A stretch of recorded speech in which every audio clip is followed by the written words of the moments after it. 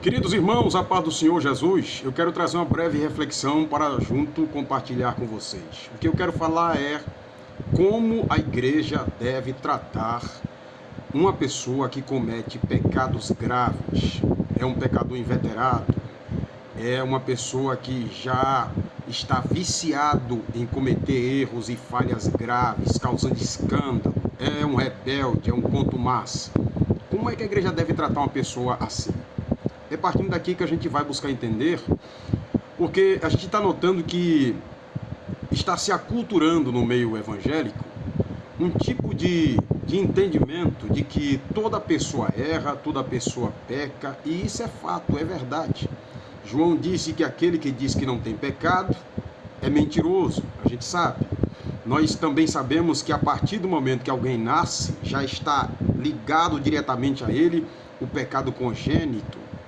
Porém, nós precisamos desmistificar algumas coisas aqui. A princípio é que nós estamos notando no meio evangélico uma ideologia de uma autopiedade com o transgressor. Então a pessoa peca, a pessoa erra, e a igreja não pode punir mais, não pode disciplinar, porque todo mundo peca, todo mundo erra, e quem somos nós para dizer que a pessoa deve ser punida? É assim que você ouve algumas pessoas dizerem: o errar é humano, a igreja não pode usar esse meio de punição para quem peca. E se fosse Jesus, será que ele não faria diferente? Daí a gente ouve várias coisas, de maneira que o transgressor está se colocando como coitado, uma vítima da situação. Ele não tem culpa, ele já nasceu assim, Deus já o fez pecador. E são mais ou menos algumas apelações que a gente ouve pessoas, infelizmente, usarem esses meios de artifício para que então não passe pela punição. E muitos dizem que até o fato de ser disciplinado é uma discriminação. Falar do nome de alguém que cometeu o pecado é expô-la ao ridículo. A pessoa não pode passar por esse constrangimento. E por aí vai, os defensores de quem comete o erro. Aí aparece nessa hora advogados, procuradores de quem comete a falha, usando a Bíblia, usando textos isolados. Por exemplo, nós temos visto no meio evangélico jargões para embasar esse entendimento. Um deles que eu ouço muita gente falar é que não existe pecadinho e nem pecadão. Ora, quem foi que disse isso? Quem foi que disse isso? Porque eu leio na Bíblia, o apóstolo Pedro termina dizendo que existem pecados que não são para a morte. Mas, disse Pedro, há pecados que são para a morte. E ele até cita alguns pecados que são para a morte, e ele conclui dizendo: sobre tais pessoas que cometem esse pecado, nem ore por elas. Será que Pedro estava sendo muito duro? Como é que a Bíblia diz sobre um pecador inveterado? E eu estou falando de um pecador inveterado, de alguém que está acostumado com o pecado, de alguém que vive o tempo inteiro pecando, que deliberadamente peca, que arquiteta o pecado, que maquina o pecado. Porque é uma diferença de acidente de percurso, de alguém que na sua trajetória comete uma falha e que se arrepende, que sente a gravidade do erro, que assume a sua punição. Existe, aliás, uma diferença da ovelha perdida e da ovelha rebelde. Existe uma diferença da ovelha ferida e da ovelha rebelde que não aceita nenhum tipo de orientação do seu pastor. Tem uma diferença. Existe uma diferença. Mas vamos ver na Bíblia.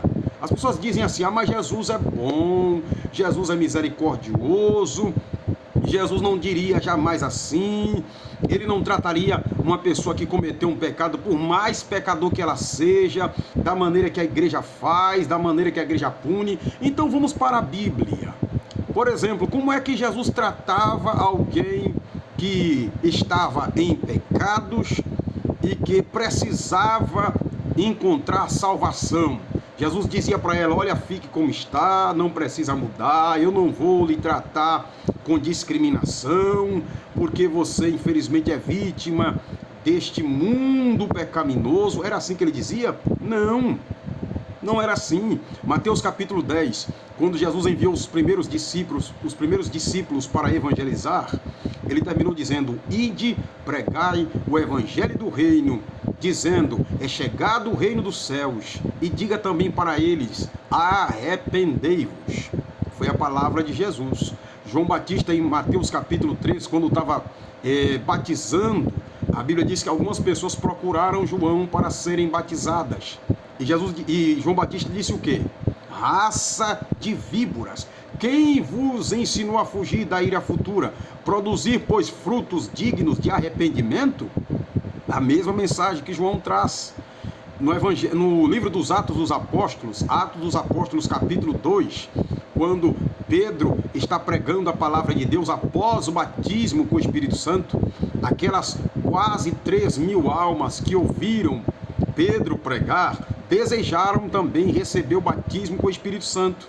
E Pedro terminou dizendo para elas: arrependei-vos dos vossos pecados e cada um de vós sejais batizados com o Espírito Santo. Jesus Cristo, como é que ele tratava um crente contencioso, que criou uma contenda com outro irmão? Como é que ele diz? Mateus capítulo 18, Jesus disse que esse irmão que cometeu a contenda precisa conversar com o outro. E aí Jesus diz que se porventura aquele que foi o contencioso não aceitar resolver o problema, não pedir perdão, aquele irmão que foi ofendido naquela situação de contenda e desavença precisa procurar testemunhas. Aí Jesus disse que as testemunhas vão até a casa do rebelde, do contencioso, do crente que causou problema. Jesus termina dizendo que se porventura esta pessoa não der ouvidos às testemunhas, o caso tem que ser levado à igreja. E se esta pessoa também não der ouvidos nem à orientação da igreja, Jesus conclui dizendo: considere-o como um publicano ou gentio. E resumindo aqui, concluindo, trazendo para a nossa língua, é como se Jesus estivesse dizendo: considere-o como um descrente. É assim que Jesus termina falando sobre quem comete erros e escândalos graves. Escândalos graves? Sabe o que é que ele termina dizendo? Que melhor seria que a pessoa que já conhece a verdade, a palavra de Deus, e termina cometendo escândalos graves, ele termina dizendo que melhor seria que essa pessoa nem nascesse. Ou, aí ele fala uma coisa terrível, ele termina dizendo: melhor seria também que esta pessoa pegasse uma corda, amarrasse ao pescoço, depois pegasse essa corda, amarrasse a uma grande pedra e depois se lançasse ao mar.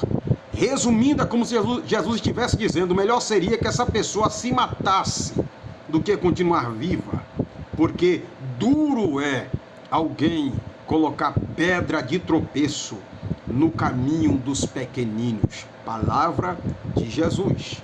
Aí eu vejo na Bíblia o apóstolo Paulo falando como a igreja deve tratar também um crente que é um pecador contumaz, que é um rebelde, que peca, que transgride e que continua achando que a igreja deve tratá-lo do mesmo jeito. Olha o que Paulo diz, Romanos capítulo 16, versículo 17, diz o apóstolo Paulo: e rogo-vos, irmãos, que noteis os que promovem dissensões e escândalos contra a doutrina que aprendestes.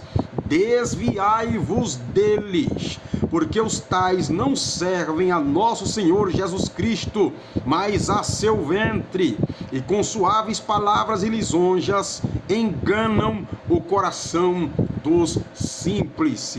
Paulo está falando aqui de crente, está mandando se desviar, sai fora, é rebelde, é contumaz, é pecador, que transgride, que faz com todo prazer transgressões contra as leis de Deus e continua tranquilas. São pessoas que pecam, continuam tranquilas e acham que a igreja deve tratá-lo do mesmo jeito. É isso que Paulo diz. Ainda ele escreve na primeira carta aos Coríntios, capítulo 5, do versículo 9 ao 11. Olha o que Paulo diz: já por carta vos tenho escrito que não vos associeis com os que se prostituem.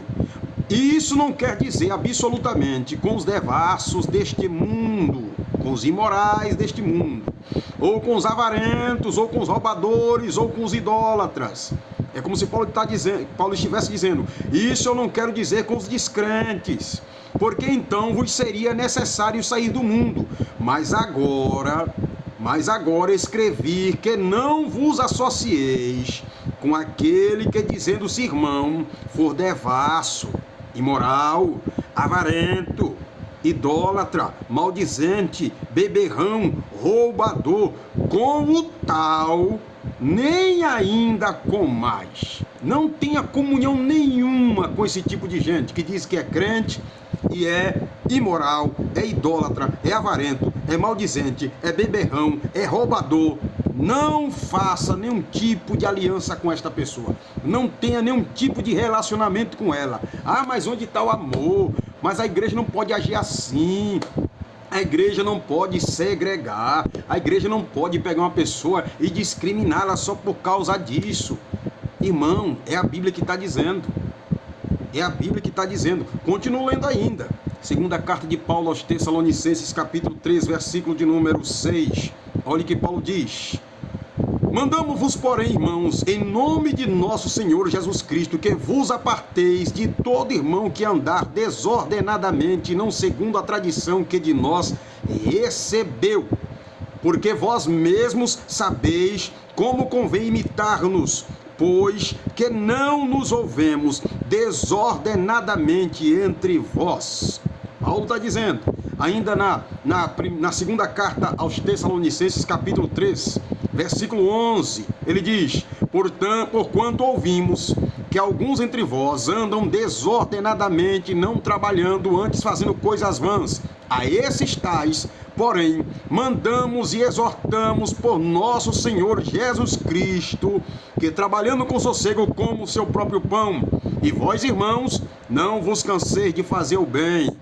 Versículo 14. Mas se alguém não obedecer a nossa palavra por esta carta, notai o tal, e não vos mistureis com ele, para que se envergonhe. É Paulo que está dizendo com alguém que é rebelde, que anda de forma desordenada, que não obedece a palavra, é um pecador quanto mais, causa escândalo à igreja e quer estar no meio da igreja tendo privilégios. Judas escreve uma carta para falar desse tipo de gente que estavam dentro da igreja, até se colocando como mestres, trazendo dissoluções à igreja da graça de Deus, tentando trazer um tipo de evangelho onde as pessoas estavam pecando, pervertendo a fé cristã e achavam que devia estar no meio da igreja. Judas aqui na sua epístola, termina chamando de manchas, termina também chamando no versículo de número 4, que são nuvens sem águas, levadas pelo vento, termina chamando de árvores murchas e infrutíferas, ondas impetuosas do mar, que acumulam as suas mesmas abominações, são estrelas errantes para os quais está eternamente reservada a negrura das trevas. Judas termina dizendo que eles queriam continuar, na verdade, se banqueteando com eles, com os irmãos, se banqueteando com os irmãos e tendo o privilégio. Judas aqui não está falando só de pessoas descrentes que querem estar nas nossas festas, não. Está falando também daquele que se faz de irmão, de crente, mas termina trazendo outro evangelho, trazendo heresia, pervertendo a fé dos fiéis e querendo ter o mesmo tratamento. Lembram da carta que Jesus endereça à igreja de Tiatira? O que foi que ele disse para o pastor daquela igreja? Que estava deixando uma falsa profetisa, que se prostituía e que também tinha relações sexuais com alguns irmãos na igreja e incentivava outros a pecarem esse mesmo pecado. O que foi que Jesus disse? Tenho, porém, contra ti que tu toleras a Jezabel. E eu concluo aqui dizendo, irmãos, vamos ter cuidado com esse falso amor, onde tudo se pode, onde é proibido proibir, onde não pode mais disciplinar um crente. Estamos tal qual a igreja de Corinto, que tinha um menino tendo relação sexual com a madrasta, e ninguém fazia nada. Os irmãos deixavam. É aquela ideia que muita gente tem, deixa o Espírito Santo agir, porque o Espírito Santo sabe fazer. Não, eu sei que a pessoa está errada, mas o Espírito Santo vai fazer a obra. Então não precisa mais de pastor, não precisa de ninguém, porque o Espírito Santo vai fazer a obra na vida de quem quer que seja. E não é bem assim, irmãos. O Evangelho é mudança, é metanoia, é isso que é conversão. Então a pessoa vai estar na igreja cometendo pecados graves e a igreja não pode falar mais nada, a igreja não pode dizer nada, porque todo mundo é pecador. Todo mundo é pecador, ninguém mais pode lançar contra uma pessoa nenhum tipo de punição, de disciplina, porque logo se levanta alguém para falar, logo se levanta alguém para defender. E aí a gente está vendo dentro da igreja pessoas que já está no terceiro ou no quarto casamento. O cidadão que por onde passa termina tendo relações sexuais com jovens, meninas castas, até com adolescente, engravida um aqui, engravida outra lá. Alguém que anda pelos bares bebendo, caindo por cima das mesas de bar, outro que anda usando droga, uma que roubou o marido da outra. Mas aí não é punida, às vezes é punida e com menos de um mês já está de novo nos púlpitos das igrejas pregando, e aí prega do mesmo jeito, canta da mesma forma, e você ouve irmãos dizerem assim, mas Deus usa como quer. Deus usa como quer. Foi Deus quem quis fazer assim. A pessoa continua sendo usada por Deus do mesmo jeito. Mas ela errou, mas se tu vê do jeito que Deus continua usando ela, se tu vê do jeito que Deus continua falando por meio dela, e se porventura esta pessoa resolver profetizar e a profecia, de repente a mensagem se encaixar com a situação que a pessoa está passando, pronto, esquece tudo que a pessoa fez, porque o que importa é o que ela falou, é Deus que continua usando. Deus tomou a pessoa em profecia e a usou, não levando em consideração o que ela fez de errado, porque foi assim que Deus quis fazer. Deus quis usá-la.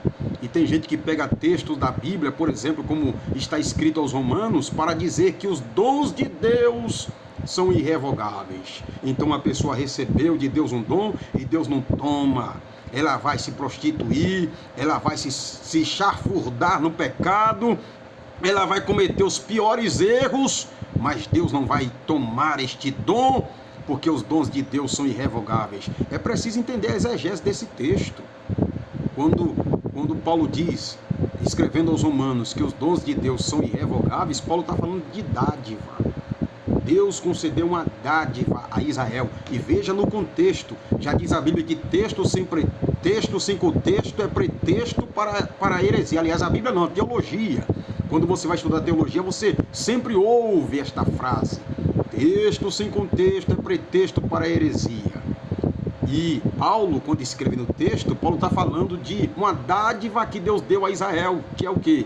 Que é a promessa de que Israel seria uma nação eleita. Esta dádiva, esta promessa é irrevogável, continua firme. Então, irmão, vamos ter cuidado com esse pseudo amor, onde as pessoas pecam, transgridem, erram, são usuários de droga, estão bebendo, ainda não está liberto, e aí já está pregando, já está cantando, outro já está no quarto casamento, tomou a mulher do outro, a outra roubou o marido de outra irmã. O cidadão, onde passa, comete pecados graves, mas aí, só porque prega bem, só porque canta bem, só porque entregou uma profecia e bateu certo, pronto, Deus continua usando ela. Não confunda unção com encenação e agitação com avivamento. A gente precisa tratar sim, com amor e com piedade, a ovelha ferida. Alguém que infelizmente na sua trajetória cometeu um pecado que eu chamo de acidente de percurso. Ninguém está livre de pecar. E veja que é diferente quando a pessoa ela peca e ela sente o peso do seu pecado. Muitas delas já procuram no outro dia o pastor chorando, contando o seu erro, seu pecado, e ainda diz ao pastor: pastor, não me trate diferente dos demais. Pode dizer qual é a disciplina que eu vou passar, eu estou aqui pronto para aceitar a disciplina, e aceita passivamente. Hoje, quando a igreja vai tomar conta de uma situação, de um erro de um crente, foi porque a coisa já está feia, o mundo está falando, já descobriram, e aí quando você convida o transgressor, a pessoa ainda vem cheio de si, vem usando de ameaças, falando até de processar a igreja, e aí começa a dizer, é só eu que erro? E os outros aí, não estão errando também não? Quanta gente também está fazendo a mesma coisa que eu, e a igreja não pune, e aí começa a usar desses artifícios, como se ele merecesse ser tratada do mesmo jeito, como se ela merecesse ser tratada da mesma forma.